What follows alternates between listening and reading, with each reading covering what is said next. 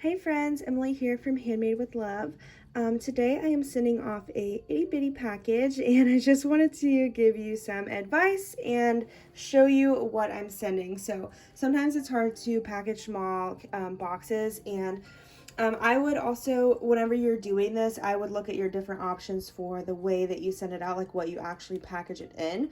So you can package it into a small box like this. So this I got from Target for I think like $2 or $3. So that is one option. You can also send it in envelopes, and small flat rate boxes is another option. It just depends on whether you're sending it internationally or in the States.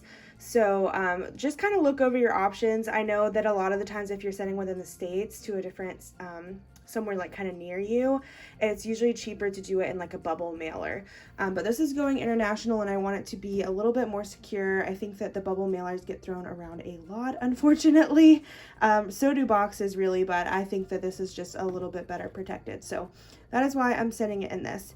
Also, just kind of ignore this weird desk situation. I'm actually in the process of cleaning my craft room.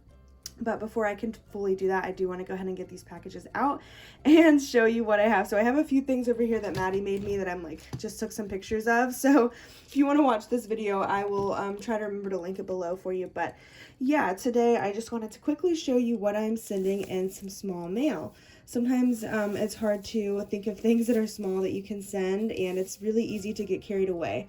So I would start with one like main thing that you made that you want to send.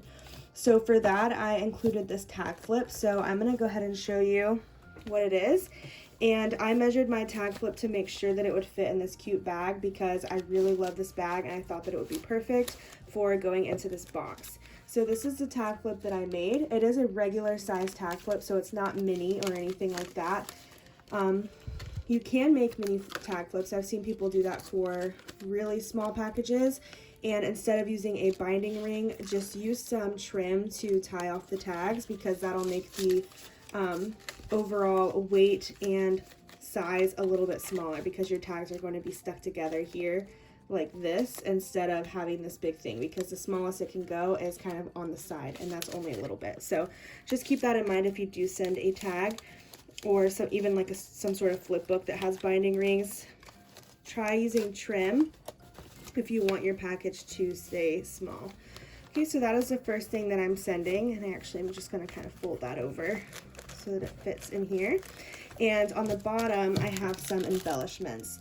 So these are regular size embellishments. You can see compared to the size of my hand, they're about the same size, a little bit smaller, but yes, I just packaged them very simply. I didn't add any like extra toppers or anything, so that way I could fit them in the box.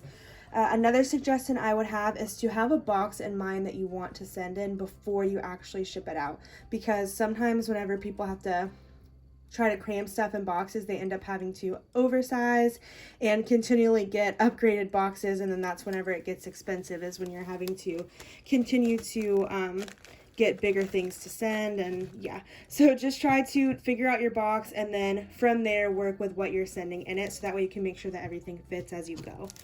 I also included one purchase item, so I have this as the purchase item that I'm sending. I think that my sender will really like these. They're very cute and dainty. This is another thing that I'm sending. So I am sending this, which is purchased, but this is something that I've had for a while. So washi tapes, I unfortunately just don't use washi tapes a lot. The person that I'm sending this to, I know that she does, and I know that she loves washi tape. So keep in mind what their interests are whenever you send, because I would not send her washi tape if I know that she was not going to actually use it or not enjoy it. So I try to think about that as well. And it works out for me because I can just pull something from my stash that I already have. So I have a bunch of these little clear containers. This was like in a set from Walmart, but I switched out the ones that were in here, and then I just put in my own washi tapes, and then I added a rosette on top just to kind of make it look cute, and it's about the same size. Okay, so that's gonna squeeze on the side there. I also am including some little tea, and I try to make the packaging really cute whenever I send things, because I think about the fact that even though I'm only sending a few items, I would like for them to be able to reuse the packaging and reuse everything that I send inside of this box. So they can reuse the packaging for all of it. I didn't decorate the heart package because That way she can use it for whatever she wants if she sends it in a package. And same with this, I didn't really go overboard. I just slipped a white piece of paper on the top so that way you can see what it says, because this is like transparent. So that is also going in there. And tea is pretty small and it doesn't necessarily need a package. So if you wanted to just have like a couple of teas arranged on the top, I think that that would also be really cute. And it's not anything that's heavy. It's, you know, easy to fit into a small box or even just an envelope, especially if it's individually packaged tea like the ones that I'm sending. So the last thing I'm including is a sequin mix, and there are a number of ways that you can package a sequin mix, so that's why it's such a great option. I've seen people do it in glassine bags, and I think that that is honestly such a cute way to send out sequins. Oops. And another cool thing that you can do is fold over that glassine bag and stick a really fun paper clip on it. So then they can reuse the glassine bag, use the sequin mix, and then also have a really cute paper clip or some sort of like closure. You could use trim and just don't tie it in double knots, so that way they can reuse that as well. I think it's important to consider, you know, what they can and can't reuse whenever you send it. You want to try to send as many things as possible that they can use, because you only have a limited amount of room in your small box. So that is everything that I'm sending, and I'm not going to be doing too much shred in here because everything's packed pretty tightly. The last thing that I'm going to do is just add on my tissue paper on the very top. Just going to tuck this in a little bit, make sure that it looks good and that everything is secure. I'm not going to pack it so tightly that I have to tape the box down, because then it's going to likely shift around, mess up the box, or mess up the content. So I'm leaving a little bit of wriggle room and have the shredding in there, so that way if it does move around and it gets thrown or tossed, there is a lot of packaging and security in here in order to keep it safe. So the last thing that you want to do is write your person a letter. I think if you're going to send a small box, usually you want to include a letter or some sort of card at least. It's completely up to you, and it depends on your relationship with the person. But I love sending these with long letters. I love sending long letters in general. But I think it's so fun to kind of like explain why you sent each item. You could also just talk about like, if it's like a thank you package, what you're thankful for and why you chose them to send them the box in the first place.